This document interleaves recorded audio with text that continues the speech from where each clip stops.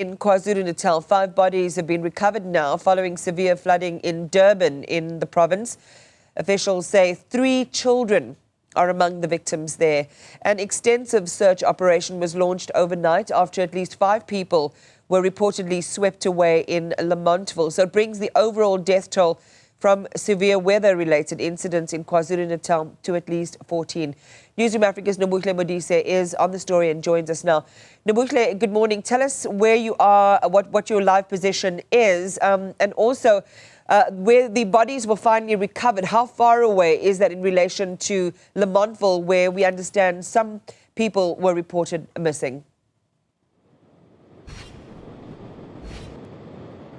Indeed, Iman. So right now we are at Merebank at the Catchings beach, and here 2 bodies were recovered, and those were of 2 young children. And not so far from here, we have 2 other bodies that were found at Anstey's Beach and Brighton Beach, and those were 2 adult females. So far in this particular area, these parts of the city, 4 bodies have been recovered, and we know that the search is still ongoing. Earlier this morning, I did manage to speak to a family member who had lost, whose mother unfortunately had been washed away from that informal settlement. And what we understand is that there's a river close to that informal settlement in Lamontville on Gwala Road, and that canal basically might have washed up some of those people all the way here, as 2 bodies were found here at the Catchings Beach. But we still need verifications around if it is indeed those bodies, those people that were washed away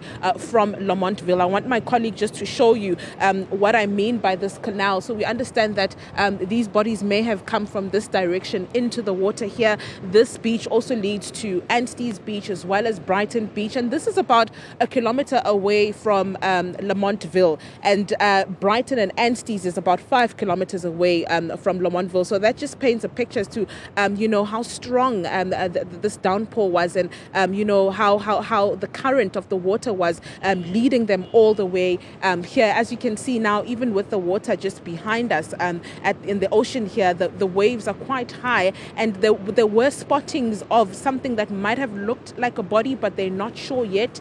And the rescue teams have, unfortunately for now, paused these efforts, and they will be coming back later on in the day. But there might be a body that they still, that might still be in these waters. And I understand that the lady that I spoke to this morning, she still hasn't found her mom. She was here actually refusing to leave because she had heard that there is a body that was seen in the waters here. But she went to try and identify the bodies that were at Anstey's and Brighton and couldn't find anything there. And obviously those 2 children that were found here at Catchings, she did mention that they are her neighbors, those 3 children that we spoke of earlier this morning, who were a 16-year-old, a 9-year-old and a 5-year-old. And we understand that the 16-year-old had her young sibling on her back, and the other one held them by the hand. But unfortunately, as they were trying to cross over to an elevated part of the road, they were washed away and couldn't hold on to the fencing that everyone else was so desperately holding on to. So rescue efforts for now here in these parts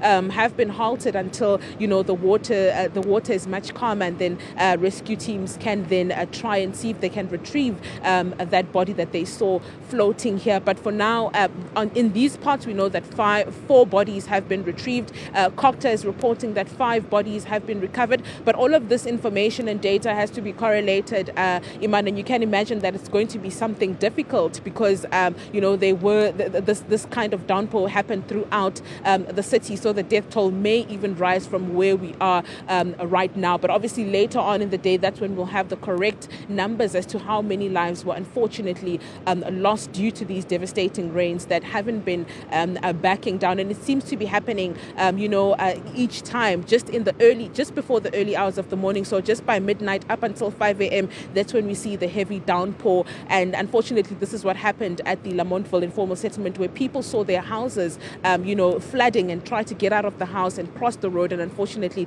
that's when some people were washed away. So like I said, this death toll might rise because for now, rescue teams are unfortunately, unable to go into these waters as they're not calm as yet. And we will find out later through the day how many people have unfortunately lost their lives, Iman. We're glad that the signal is holding, Nobuhle. And just a final one then. We heard the Premier Tami Ntuli share on one of the earlier programs this morning, just some warnings to the local communities to be really aware of their surroundings for those who've built informal settlements where things could be risky to move to higher ground or to move out of potential danger. Do you get the sense from the community that that message is out there, that people are thinking about perhaps abandoning their possessions? We know that this sometimes is the only thing that they have, but choosing, the potential for life rather than continuing to stay at risk in some of these areas.